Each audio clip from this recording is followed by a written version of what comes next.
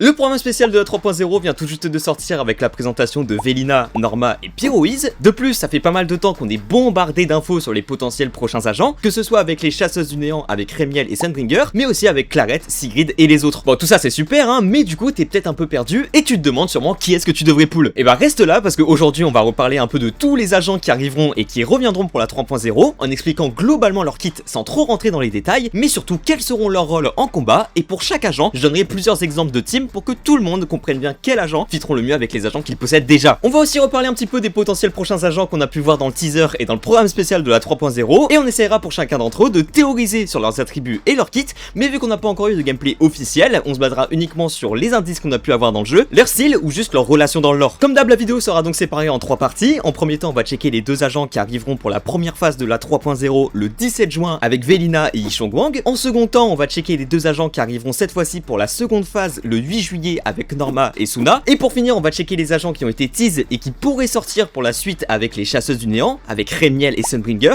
Et on va reparler aussi des agents du teaser de la 3.0, mais surtout de Claret et Sigrid. Et comme d'hab, si vous avez envie de pull un agent que vous aimez bien, mais que vous n'avez pas forcément la meilleure composition qui va avec, on s'en fout. Cette vidéo est juste là pour vous aider à choisir un agent au cas où vous hésitez entre deux. Et encore une fois, la méta, on s'en fout. J'insiste là-dessus. Bon après, si vous êtes là juste pour voir quel agent sera complètement broken, c'est ok aussi, hein. Non mais c'est une manière de s'amuser aussi de perf en Deadly Assault en vrai de vrai. Et aussi un dernier truc, on parlera pas beaucoup de Pyroise dans cette vidéo, tout simplement parce que ce sera un agent qui sera complètement donné de A à Z, mais vous en faites pas, je le prendrai évidemment en compte pour les teams des agents, et on aura de toute façon l'occasion d'en reparler dans son guide. Normalement. Bon, maintenant que tout est clair, on va commencer sans plus tarder avec le premier agent qui sortira pour la 3.0 le 17 juin. Laissez-moi vous présenter Velina, la directrice du département de stratégie externe de Roscalifer. Velina sera un agent vent anomalie qui fera partie du département de stratégie externe de Roscalifer. Elle va avoir la particularité d'apporter énormément de dégâts supplémentaires à nos agents anomalies en les épaulant de la meilleure des manières grâce au déclenchement de la toute nouvelle anomalie de vent avec ses harassements, qui permettra en l'accumulant avec une autre anomalie de déclencher Vortex à la place du dysfonctionnement qui infligera des dégâts de zone de l'attribut correspondant. Une grosse partie du gameplay de Velina consistera donc à déclencher Vortex le plus vite possible, qui lui permettra au passage d'invoquer un mini cyclone qui fera des dégâts de vent, qu'elle soit sur le terrain ou non. Velina va elle aussi avoir une gestion de ressources ultra importante avec sa grâce éolienne, qu'elle pourra générer grâce à ses attaques spéciales X, mais aussi ses morsures du serpent, qu'elle pourra là encore générer avec ses Vortex. Ces deux ressources seront toutes les deux ultra importantes, parce qu'elles permettront à Velina d'invoquer ses macro-cyclones. POV le combat le plus chill avec Velina. Ces cyclones feront donc des dégâts sur la durée et provoqueront une explosion qui déclenchera une floraison spéciale, et ce sera surtout ça sa source de dégâts principale. L'anomalie de vent va aussi avoir une autre particularité en plus du vortex. Je m'explique. Quand une attaque d'un autre type touche un ennemi souffrant déjà de l'anomalie de vent, l'effet contamination de l'attribut se déclenchera, permettant d'augmenter les dégâts subis par les ennemis par les attaques de ces éléments. Bon, si c'était que ça, Velina serait honnêtement déjà un très bon agent anomalie, avec des dégâts plus ou moins constants, mais attendez parce que c'est pas fini. En effet, si les cyclones de Velina touchent un adversaire souffrant de contamination, le cyclone va se teinter de l'attribut de cette contamination, faisant donc le même type de dégâts. Et c'est vraiment ça que je sous-entendais en disant que Velina apportera énormément de dégâts supplémentaires aux autres agents anomalies, sans oublier ses propres dégâts à elle, avec ses floraisons spéciales, ses harassements et ses vortex qui augmenteront grâce à sa capacité supplémentaire si on la joue avec un autre agent anomalie. Donc vous l'aurez compris, Velina va donc avoir un gameplay et un kit plutôt simple à première vue, qui demandera par contre une excellente gestion des rotations de l'escouade et surtout des états de l'adversaire, en échange d'énormément de dégâts supplémentaires, qui remplira le rôle du carry anomalie secondaire à merveille. Velina sera donc le tout premier agent à vraiment amener l'anomalie de vent dans la méta, qui a l'air d'être une anomalie qui se combine très bien avec celle de nos autres agents. Et en parlant des autres agents, lesquels pourraient bien fit avec elle? Bon bah vous l'aurez compris au vu de sa capacité supplémentaire, mais surtout de son kit, mais ce serait dommage de pas jouer Velina avec un autre agent anomalie. Pour le coup, n'importe lequel sera dans tous les cas ultra content d'avoir Velina dans les squads, mais de préférence on essaiera de la jouer avec un agent qui pourra bénéficier en plus des effets de Vortex, ou au moins des floraisons spéciales. Et bon, pour le moment, il n'y en a pas 40 000 des agents anomalies qui pourront profiter du Vortex, donc Velina sera évidemment parfaite pour Proméa, qui en plus de profiter en tout point des cyclones, elle pourra aussi générer des frissons corrosifs supplémentaires grâce au Vortex, tout en augmentant les dégâts des floraisons spéciales de Velina. Alors évidemment, on pourra quand même jouer Velina avec d'autres agents anomalies sans forcément profiter du Vortex, aussi bien qu'avec Proméa. Je pense surtout à des gros carries principales avec des gros bursts comme Arya, Jane ou Alice par exemple. On pourrait aussi se dire que Velina pourrait être bien avec Miyabi, mais pas tant, parce que les Vortex vont complètement remplacer les dysfonctionnements qui sont ultra nécessaires à Miyabi pour générer ses orbes de Shimotsuki. Donc à part si on s'arrange pour la jouer avec Yanagi ou Nangong, où leurs dysfonctionnements polarisés ne seront pas désactivés, Miyabi risque de pas très bien marcher avec Velina. À part si Oyo décide de lui donner un tout petit buff évidemment. ce qui serait au passage le meilleur coup de com' possible en vrai. On pourrait aussi imaginer des équipes à double sub DPS avec Vivian ou Burnice, avec un support qui apportera un peu plus de dégâts en se basant beaucoup sur les rotations. Ça peut créer des équipes très fun à jouer en vrai. Attendez, je suis peut-être en train de cook un truc phénoménal là. Et pour le support, on va évidemment avoir le support parfait pour les agents anomalies avec Yuzua. Nangong peut aussi être un très bon choix, mais en vérité, on joue surtout Nangong pour les dysfonctionnements. Donc faudra surtout voir en fonction du carry principal de l'équipe pour le coup. Mais du coup, est-ce que je devrais pull Velina? Je vais sincèrement commencer à ouvrir les candidatures pour que quelqu'un me remplace à faire cette merde. Hein. Évidemment, en fait, il y a même pas de débat. Plus d'objectivité peut-être? Je vais essayer, hein, mais pour le coup c'est pas facile. Je trouve honnêtement que Velina sera un excellent pool dans tous les cas, pour plein de raisons différentes. Déjà, elle va sûrement donner un second souffle à des vieux agents comme Jane ou Alice, tout en s'incorporant parfaitement dans la méta actuelle avec Promeya et Arya. Mais elle va aussi et surtout incorporer un tout nouvel élément, ce qui lui assure directement une excellente longévité, et va très probablement chambouler la méta anomalie. Chamboulé, ouais, on parle là-dessus.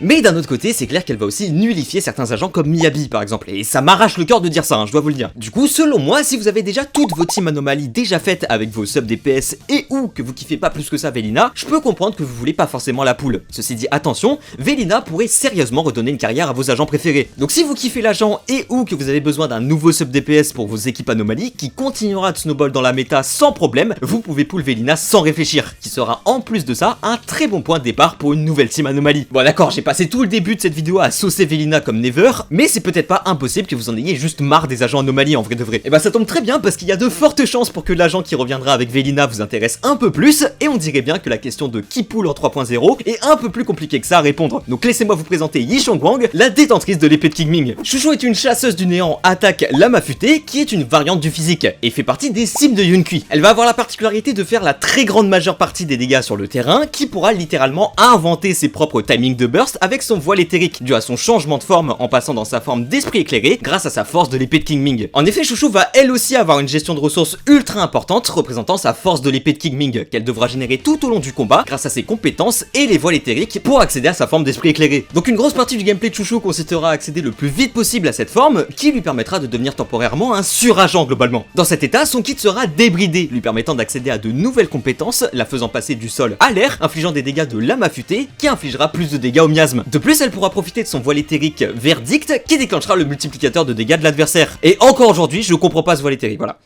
C'était quoi le brief exactement? C'est genre démerdez-vous pour rendre Chouchou complètement broken? Je comprends pas là, s'il vous plaît, faut qu'on m'explique. De plus, Chouchou va aussi pouvoir passer dans cette forme grâce à son ultime, qui lui offrira un second ultime complètement gratuit, qui infligera encore plus de dégâts. Donc vous l'aurez compris, Chouchou va donc avoir un gameplay plutôt nerveux, qui demandera une bonne gestion de ressources, mais surtout une très bonne connaissance de son kit. Parce que je dois vous prévenir, les combos de Chouchou sont très loin d'être évidents. Encore aujourd'hui, je suis pas sûr de savoir si je l'ai fait correctement ou pas. Hein. Mais évidemment, tout ça sera extrêmement bien récompensé avec des tonnes de dégâts, surtout dû à son voile éthérique qui bénéficiera toutes les squads. Tiens bah d'ailleurs, en parlant de les squads, quel agent pourrait bien fit avec elle? Bon déjà, c'est clair que Chouchou prendra quasi 100% de la place sur le terrain, donc on préférera la jouer avec des supports off-field qui prendront pas trop de temps dessus, qui de préférence l'aideront à générer sa force de l'épée de King Ming avec des voiles éthériques ou je sais pas moi, un ulti supplémentaire.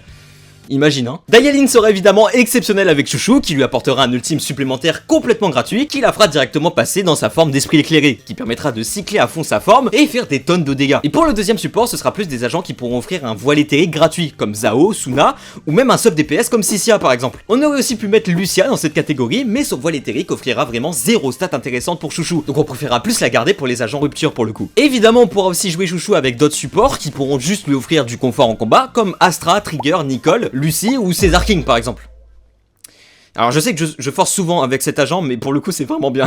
Mais du coup, est-ce que je devrais pull Chouchou? Bah ce que je vais dire va sûrement faire regretter ceux qui ont pull Billy Stellaire, mais ouais, Chouchou est un excellent pull dans le sens où même plusieurs mois après sa sortie, elle reste l'un des agents les plus broken du jeu. Donc pour le coup, je vais pas continuer de vous donner des arguments pour la pull. Oui, vous pouvez pull Chouchou sans vous tromper, elle est forte, elle est très cool à jouer, elle peut se jouer avec énormément de supports différents, avec l'un de ses meilleurs supports qui était littéralement donné, blablabla, bla bla. Chouchou est parfaite, exceptionnelle, ce que vous voulez, on a capté. Mais n'oublions pas une chose, la prochaine chasseuse du néant va sûrement pas tarder à sortir en vrai de vrai. De plus, avec l'arrivée du vent, je doute un tout petit peu, mais vraiment un tout petit peu. Avec l'arrivée du vent, je doute un tout petit peu du fait que Chouchou pourra aussi bien briller dans les combats de la 3.0 que ceux de la 2.0, où elle était vraiment excellente pour le coup. Donc selon moi, si vous aimez Chouchou et que vous avez besoin d'un carry attaque ou que vous avez besoin de couvrir le physique dans vos combats, vous ne pouvez pas vous tromper en poulant Chouchou. Et même si vous avez pull Billy Stellaire récemment, même si c'est vrai que dans certaines assauts mortels, ils feront très doublon pour le coup. Par contre, si vous aimez pas du tout Chouchou, et j'ai honnêtement beaucoup de mal à vous croire, soit dit au passant, ou que vous ayez pas du tout besoin de cover le physique grâce au pull de Billy Stellaire, c'est pas grave du tout. Parce qu'on est vraiment pas à l'abri de voir arriver un agent exceptionnel d'ici très peu de temps, et vous pourrez peut-être prendre votre revanche à ce moment-là. De plus, sûrement que les agents qui arrivera pour la deuxième phase de la 3.0 vous intéressera peut-être un peu plus. Donc séchez vos larmes pour ceux qui regrettent leur pool, parce qu'il est temps de passer aux agents qui arriveront pour la deuxième phase de la 3.0, et laissez-moi donc vous présenter Norma, l'ingénieur et pilier du groupe Marcel. Norma sera un agent feu confusion qui fera elle aussi partie du département de stratégie externe de Ross Califer. Avec son arsenal, elle va avoir la particularité d'offrir énormément de confort à nos carries en apportant beaucoup de confusion à l'adversaire tout en faisant des dégâts très honnêtes, sans oublier son multiplicateur de dégâts, mais aussi ses soutiens rapides grâce à son chapeau. Le gameplay de Norma tournera en partie autour de la gestion de son compagnon avec son chapeau, qui sera plus qu'utile pour l'aider à générer sa ressource avec son préchauffage de la chambre. En effet, Norma aura elle aussi une gestion de ressources qu'elle pourra générer en restant sur le terrain, mais comme on préférera mettre un carry à la place, son chapeau sautera sur le terrain quand elle est en réserve pour en générer à sa place. Mais attention, Norma devra quand même revenir sur le terrain pour le récupérer si elle veut profiter de son préchauffage de la chambre. Non, regardez comment il est trop mignon à courir comme ça, frère. Bon, si c'était que ça, on pourrait déjà s'attendre à un très bon support qui offrira pas mal de fluidité dans les rotations. Mais attendez, parce que c'est pas fini. Le gameplay de Norma va également énormément se baser sur la gestion de ses tourelles. Avec son attaque spéciale X, Norma pourra faire apparaître des tourelles sur le terrain qui tireront un type de projectile différent en fonction de l'état de l'adversaire. Ou si la cible n'est pas étourdie, les tourelles vont tirer des balles qui généreront de la confusion, mais si la cible est étourdie, elles lanceront à la place des missiles qui infligeront plus de dégâts. Ces tourelles ont aussi l'air d'augmenter le multiplicateur d'étourdissement de la cible, mais pour le moment, je sais pas vraiment comment ça marche, donc je vais pas m'avancer plus que ça. Voilà, on retourne dans les rangs. Je partage pas de contenu leak, hein, Oyo, d'accord? Je suis un gentil, moi, d'accord? Alors donnez-moi l'Oyo créateur, bordel de merde. Avec tout ça, Norma va donc avoir un gameplay et un kit qui va beaucoup se reposer sur la gestion de ressources, qui offrira énormément de confort à nos carries, que ce soit avec ses soutiens rapides, mais aussi son multiplicateur de dégâts et la confusion qu'elle va apporter à l'adversaire, tout en ayant des dégâts qui seront loin d'être ridicules. Un peu comme Jufufu en mieux. Norma sera donc un agent confusion parfait pour les agents qui feront des dégâts constants, et en parlant des agents, lesquels pourraient bien fit avec elle. Et bah c'est ça qui est assez impressionnant parce que Norma pourra théoriquement se jouer avec n'importe quel agent qui feront des dégâts plus ou moins constants sur le terrain, et qui se serviront de leurs ressources plus pendant les timings de stun, que ce soit des agents rupture ou attaque d'ailleurs. Donc pour les agents rupture, que ce soit Yixuan, Banyue, Manato, Yidari et aussi Billy Stellaire, seront vraiment tous contents d'avoir Norma dans leur équipe.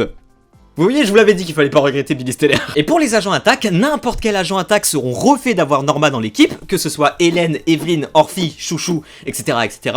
Pour le coup, vraiment n'importe quel agent attaque, mais surtout Pyroise. Donc on pense à vous les gens qui vont commencer ZZZ avec la 3.0. J'ai une grosse impression que tu vas enfin tomber, toi, depuis le temps que j'attends ton downfall, bordel de... Norma pourra aussi se jouer dans certaines team anomalies avec Velina, mais ce sera pas forcément le meilleur support possible, je pense. Et pour le troisième agent, on essaiera plus de l'adapter en fonction du carry. Lucia, Astra, Suna, Nicole, des sub-DPS comme Sid, Sissia, pour le coup, ça dépendra vraiment du carry principal. Mais du coup, est-ce que je devrais pull Norma?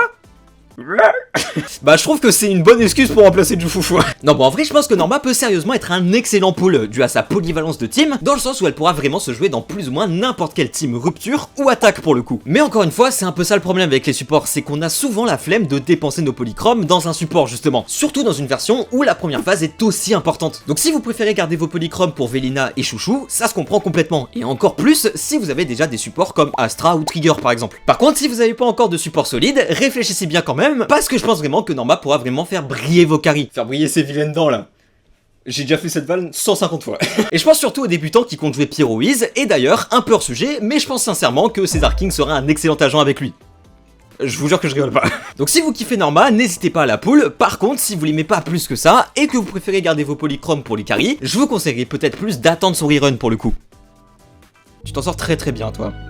En tout cas, on va pouvoir continuer avec l'agent qui reviendra avec Norma pour la seconde phase de la 3.0. Laissez-moi vous présenter Suna, la beatmakeuse des anges de l'illusion. Suna est un agent support physique qui fait partie des anges de l'illusion. Suna va elle aussi avoir la particularité d'offrir pas mal de confort à nos carries, en grande partie dû à son voile éthérique qui sera ultra simple à appliquer, mais va aussi décupler leurs dégâts et encore plus pendant les timings de stun. Son gameplay tournera beaucoup autour de son compagnon, Mialabar, qui permettra de fluidifier les rotations avec son attaque spéciale qui sera découpée en deux temps, tout en déclenchant son voile éthérique qui sera trop pratique pour les agents qui en dépendront, sans oublier la génération de ses cumuls de griffoirs. En effet, Suna va elle aussi avoir une gestion de ressources avec ses cumuls de griffoirs qui s'appliqueront sur l'adversaire sous forme de marques, qui exploseront au fur et à mesure des attaques des carries pour exploser et infliger de lourds dégâts en fonction de l'attaque de l'agent. Avec son attaque spéciale, Suna pourra aussi donner son accord angélique qui augmentera l'attaque de toutes les squads en fonction de celle de Suna. À côté de ça, Suna pourra aussi accéder à d'autres outils de support comme un heal global de son escouade avec son ultime ou le fait qu'elle pourra augmenter le multiplicateur de dégâts grâce à son voile éthérique si on la joue avec un autre ange de l'illusion ou un agent attaque. Suna va donc avoir un gameplay de support pur et dur avec un kit très simple mais très efficace qui demandera juste de bien surveiller ses griffoirs mais aussi de bien gérer son attaque spéciale en 2 temps qui permettra d'offrir beaucoup de fluidité dans les rotations et surtout son voile éthérique en plus de son buff. Avec tout ça, Suna va donc avoir le rôle d'un support off-field qui prendra quasi pas de place sur le terrain, qui sera occupé majoritairement par nos carries qui profiteront pleinement du voile éthérique. Et en parlant des carries, quel agent pourrait bien fit avec elle? Bon bah globalement Suna sera théoriquement un excellent support pour tous les agents qui dépendent de l'attaque avec son accord angélique, mais on essaiera de préférence de la jouer avec des agents qui dépendent également de son voile éthérique. Donc évidemment Suna sera parfaite pour Arya qui lui offrira tous les buffs qu'elle a besoin tout en l'aidant à générer sa puissance du fandom avec son voile éthérique et profiter d'une rotation ultra clean et ultra plaisante à jouer avec des tonnes de dégâts dus aux floraisons spéciales, et il suffit juste d'ajouter Nangong dans les squads pour avoir une team exceptionnelle qui est étonnamment l'une de mes teams préférées. Chouchou pourra aussi pleinement profiter de Suna pour plus ou moins les mêmes raisons qu'Arya, sauf que là ce sera pour sa force de l'épée de King Ming, mais aussi des cumuls de griffoirs et au multiplicateur de dégâts d'étourdissement. Sinon on peut aussi jouer Suna sans forcément profiter du voile éthérique et juste se contenter de ses buffs et la jouer un peu comme Astra par exemple, avec des carry attaques comme Hélène, Sid, Evelyn ou Pyroïse par exemple. On pourrait aussi se dire qu'on pourrait la jouer avec des agents anomalies, et oui mais dans ce cas là sa capacité supplémentaire se déclenchera uniquement si on la joue avec Nangong pour le coup. Et pour le troisième agent, comme d'hab, on l'adaptera plus en fonction du carry principal. Nangong pour les agents anomalies, Dialyn, Zhao, Trigger, Astra, César King.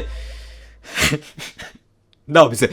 Je rigole parce que... Bon vas-y. Mais du coup, est-ce que je devrais pull Suna? Bah ça dépendra beaucoup de vos pulls récents en vérité. Par exemple, si vous avez skip Suna à l'époque pour Arya et Nangong, je pense que c'est un bon pull pour compléter la sainte trinité des anges de l'illusion. Même cas pour Chouchou, si à la première phase de la 3.0 vous avez réussi à pull Chouchou, là aussi Suna peut être un très bon pull pour la seconde phase. Par contre, si vous n'avez pas spécialement des agents qui dépendent d'un voile éthérique, le pull perdra tout de suite un peu plus d'utilité. Même si, attention, Suna reste très jouable avec des agents plus vanilla. C'est juste qu'elle sera sûrement moins efficace que certains supports qui seront plus adaptés dans ce domaine. Donc si vous kiffez Suna ou que vous avez besoin d'un voile éthérique dans vos escouades, vous pouvez la pull sans trop de problèmes. Par contre, si vous l'aimez pas plus que ça et ou que vous avez besoin d'un support qui couvrirait plus de possibilités de team, attaque comme rupture, Norma sera sûrement un meilleur choix, même si encore une fois, si vous avez déjà vos supports comme Astra, Trigger ou Jufufu, ça m'arrache la gueule de dire mais c'est vrai, ce sera pas forcément nécessaire de la poule. Ok, maintenant qu'on a fait le tour de tous les agents qui sortent et qui ressortiront pour la 3.0, on va pouvoir reparler un petit peu de tous les potentiels agents qui sortiront pour la suite. Alors je le reprécise dans le doute, mais on a vraiment eu quasi aucune information sur les agents, si ce n'est des vagues indices pendant le programme spécial, et sinon ce sera juste des images dans le teaser de la 3.0 par exemple. Et on continue tout de suite avec les deux chasseuses du néant de cette 3.0 avec Remiel et Sunbringer. Bon déjà, première nouvelle, on s'en doutait fortement, mais Remiel sera bel et bien jouable, comme on a pu voir dans le programme spécial de la 3.0,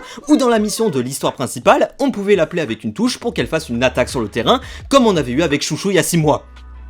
Ça passe tellement vite, si vous saviez à quel point ça manque ou à sa mère, profitez de votre jeunesse les frérots, non. Par contre pour Sunbringer, on sait pas du tout pour le moment si elle sera jouable ou pas. Beaucoup de gens pensent que oui, genre c'est évident, mais dans l'histoire on a clairement remarqué que Remiel et Sunbringer étaient clairement rivales, et ça m'étonnerait pas que ça parte un peu en couille et que Sunbringer meure, voilà.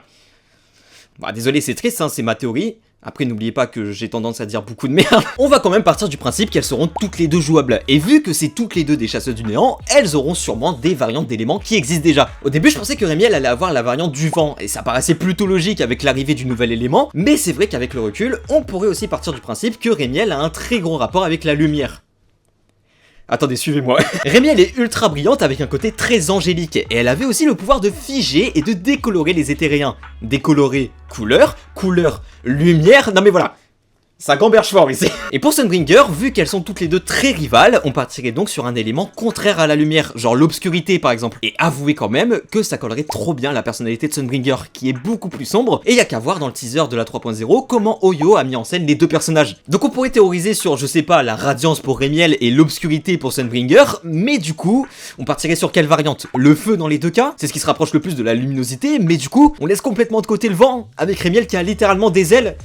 Ah j'avoue, je sais pas gros, je sais pas. À part ça, on a aussi eu la mention de Claret et Sigrid, qui arriveront sûrement dans les quelques prochaines versions. Dans le programme spécial de la 3.0, dans la présentation d'un événement où Sigrid était jouable, on a pu voir qu'elle serait de type glace. Bon ça d'accord, mais pour sa catégorie, on partirait plus sur quoi? Je sais pas, j'avoue que quand je la vois, elle fait très défense. Tu sais, genre chevalier en armure et tout. Je sais pas pourquoi je vois Reinhardt quand je la vois. Non? Ou Xin Zhao? Non plus?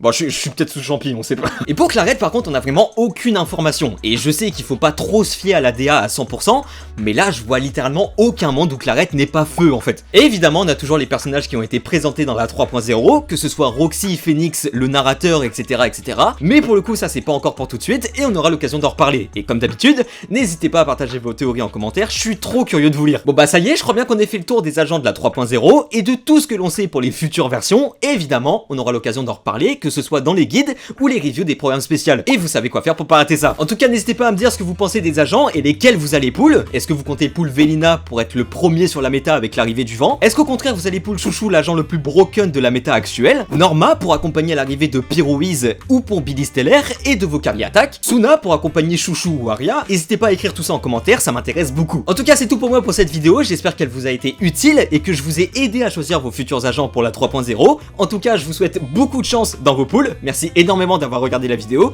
N'hésitez pas à liker, commenter et même vous abonner. C'était Deepow. On se retrouve très vite pour une prochaine.